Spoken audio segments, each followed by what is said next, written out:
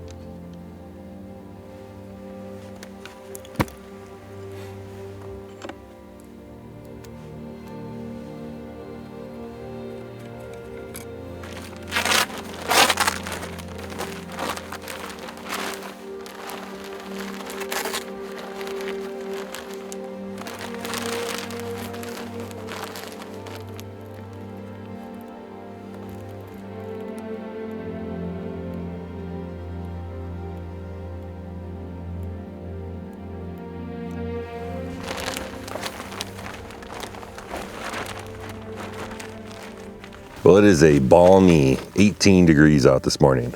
It's not very warm. When we got up this morning, checked the forecast, saw that there was some high clouds.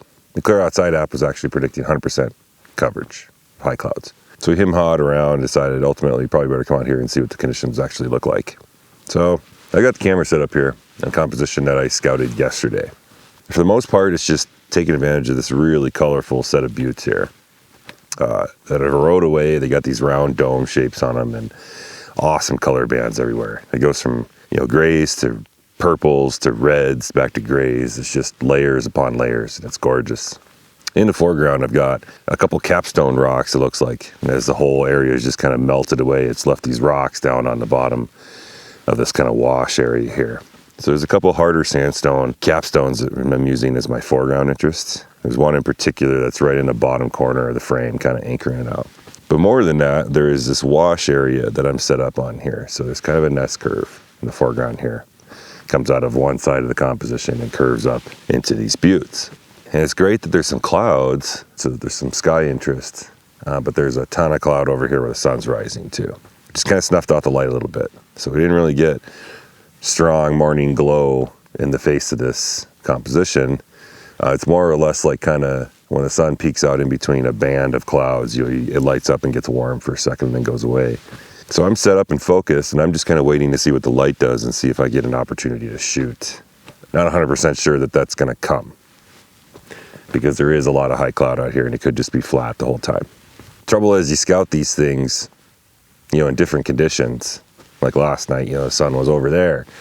Now it's over here this morning, and when I did get a little bit of a break in the clouds as I was setting up, I was looking and I could see that my shadow's in a composition. So me and the camera are projecting a shadow directly into my foreground here. So that's a problem. So I'm hoping that as the sun comes up even higher here, that'll change the angle and the shadows won't be so long. But of course, that's going to produce harsher light on the background here. So it's kind of not entirely sure how this is going to turn out. Not entirely sure I'm even going to hit the shutter on this, to be honest. But I'm going to wait it out here and see what happens and make that decision here. Got a break in the clouds here. That might be an opportunity. So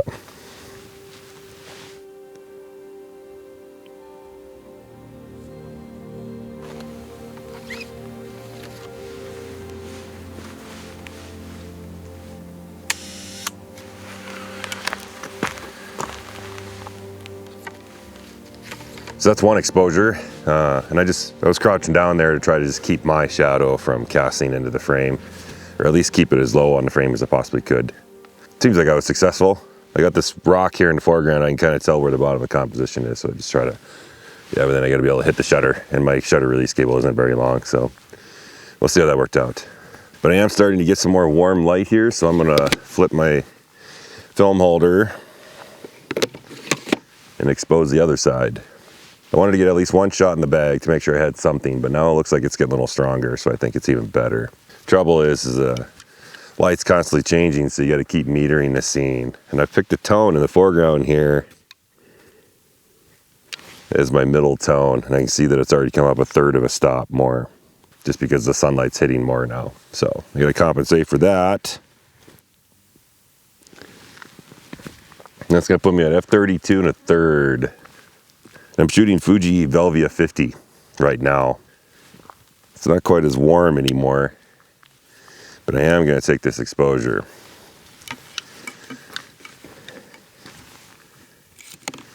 Shutter, dark slide, f32 and a third, half a second.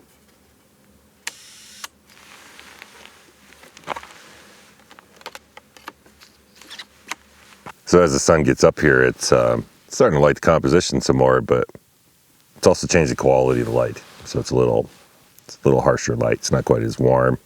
My shadow is becoming more and more of a trouble here, because as the light gets more contrasty, of course, now the shadow of my tripod is pretty apparent here right now. Marshall's off shooting in the foreground here, actually in my composition right now. Should I yell at him, tell him to get out of there? He's out there shooting with his Fuji right now. There's lots of cool stuff around here. Just piles and piles of interesting things to look at. And it's a little tough to compose sometimes because it's kind of just a bunch of chaos, but there is a lot of cool stuff here with any luck. Find some more photographs today. Be nice to explore some more film. The first exposure turned out okay, although the light was a little flatter, but that also meant that my shadow wasn't quite as apparent in the foreground. The second exposure has much better light, but you can see that the shadow problem becomes much more of an issue in this frame. But I don't think it bothers me that much, and the quality of light is so much better in this frame that I think it's worth trying to work with it and seeing if I can feather that in post.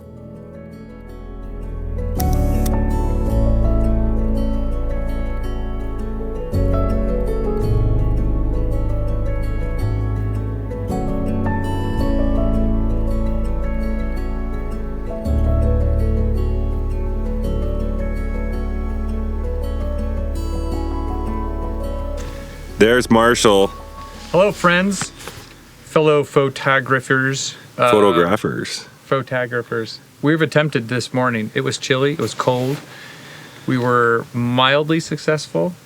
I did the classic put your shadow in the shot move. So Yes. Hero shot of your shadow Winning. in your photo. Winning so far. Did you do the shadow shot too? I did a hero shot of my shadow as well. And where are we, Marshall? We are in the Utah Badlands, they say. Oh, I thought it was Mars. No. I thought we said it was No, Mars. the map says it was Utah Martians Badlands. that just drove by. Well, that It was. said it was a Mars research They're in a station, Tahoe. so They I can't thought be it was Martians. Mars. So sorry to make your whole trip Sorry, disappointing. guys. Are you not coming back out with me again after because I didn't bring Well, we you? thought it was going to be epic, but I guess it's just, it's just Utah. It's just Utah. That's properly frozen.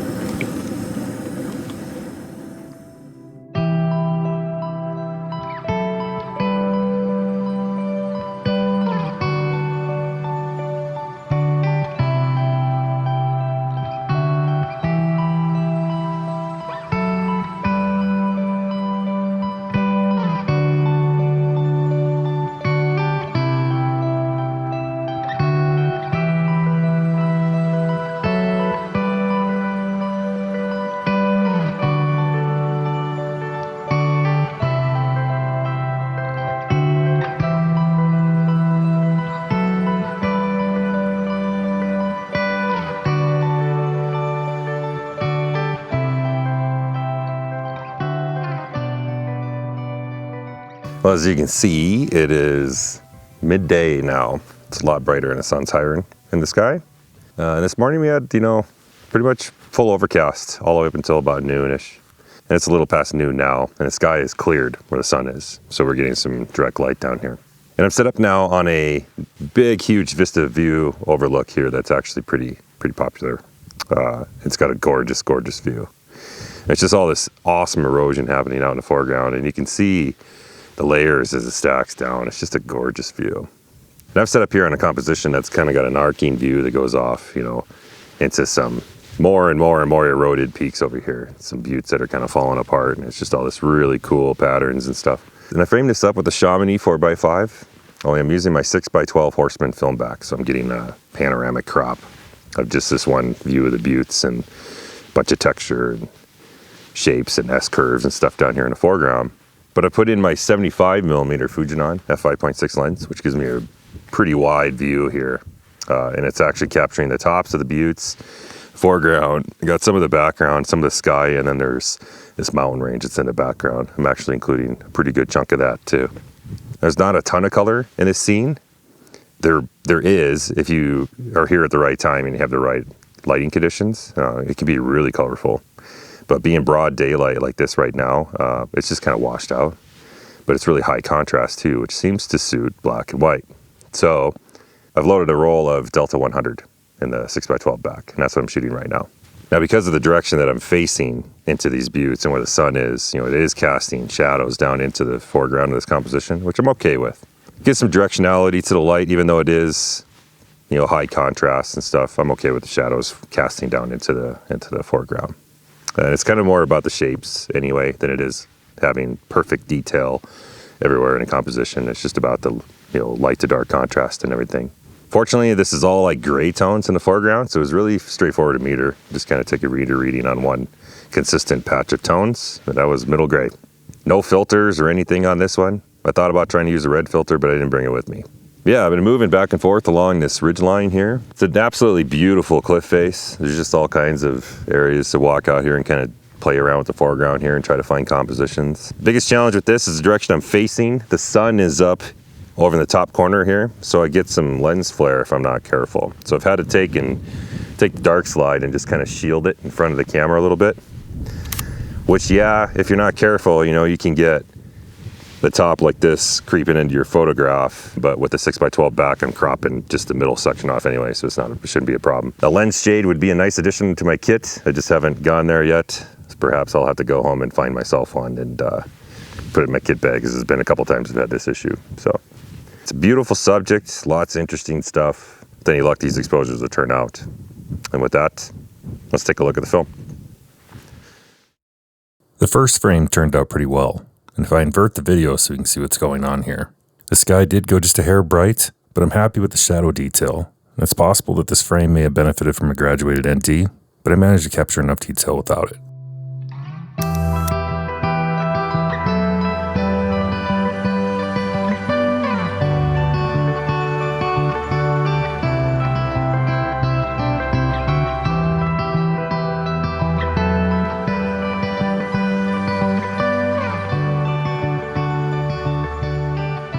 So in a mad dash, we ran out to try to catch the last remaining light of sunset and found a cool spot to check out. There's lots of cool details and things to shoot on the ground, which is what I'm focusing on here with the 4x5. Mostly because there's so much, and with the short amount of time that I had, it was kind of about just trying to pick something and go with it. And what I've picked is these really cool white stones here that meet it's this whole area that's just kind of eroded. And it's just kind of flown downstream out of here and left these rocks that were at one time, probably part of a bigger slab of something. And it's all cracked up and turned into these segregated little rocks that are really cool. Got some really neat detail in them. So when we arrived, it was originally getting hit with some really nice golden last remaining bits of sunlight on the very edges of this white rock. And it looked really good.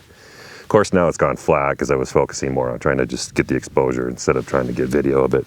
But naturally, with the last little bit of time, since I was time constrained, I decided to go ahead and shoot on something that was a technical challenge, because that makes total sense.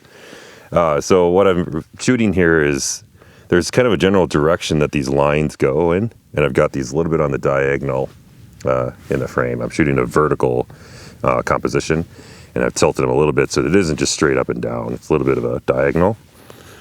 And along with that, because of where I'm sitting with the camera, my plane of focus is not entirely, straight across the ground. So I had to apply just a little bit of front tilt in order to get the immediate foreground in focus, as well as the furthest part of that's in frame. But on top of that, it's got a tilt. So I apply a little bit of rear swing as well in order to match that plane of focus along the general slope of these rocks. And that gave me just enough to skim the top of it in focus, and then I'm just capturing the rest of it, which is just a handful of inches down into like where the sand and stuff is, the sand textures. I'm capturing a depth of field. So that put me at f32 and a third is what I set my aperture to, and I shot one sheet of Probia 100F, and that exposure was 2 seconds. That's all I'm going to shoot because that's all I had time to shoot. And it was actually the bank of clouds back here that was blocking the last bits of sunlight. And it came in and kind of snuffed the light out before I had a chance to switch film holders. So it's just a one exposure. I was originally going to try to shoot a couple sheets of Velvia with it, but with it as flat as it is, it's just not going to turn out. So unfortunately, it was just a hair too late. I'm going to stick with the one exposure.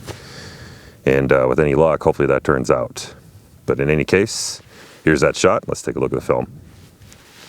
Overall, I'm relatively happy with this image. The graphic nature of the segmented rocks and the visual flow of the lines is what I was going for. Probably my favorite detail is the one round pebble in the bottom center of the composition that's free of the sand. There were some things that were rushed here though. I'll need to remove or crop off the second pebble that's cut off by the bottom of the frame, and it's possible with more time I could have found a better camera position to reduce the negative space on the left side. But as rushed as I felt on that image, I hadn't had enough pain yet. Because after recording that piece to camera, the Earth's shadow began to rise behind us, and we were treated to an extremely strong Venus belt. And while I didn't shoot any video, I of course had to try to shoot it on the 4x5. Contemplative and thoughtful composition went pretty much out the window. It was really about just framing chaos. And I was a little late to capture it at its peak, but I still think Velvia did great with what was there.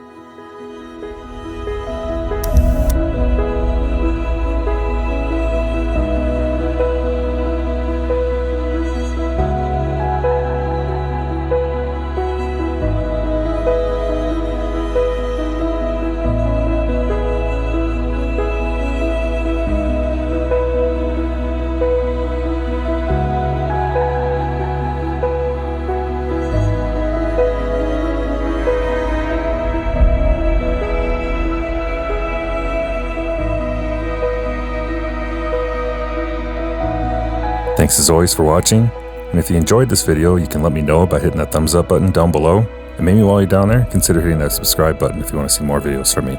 Take care, and I'll see you in the next adventure.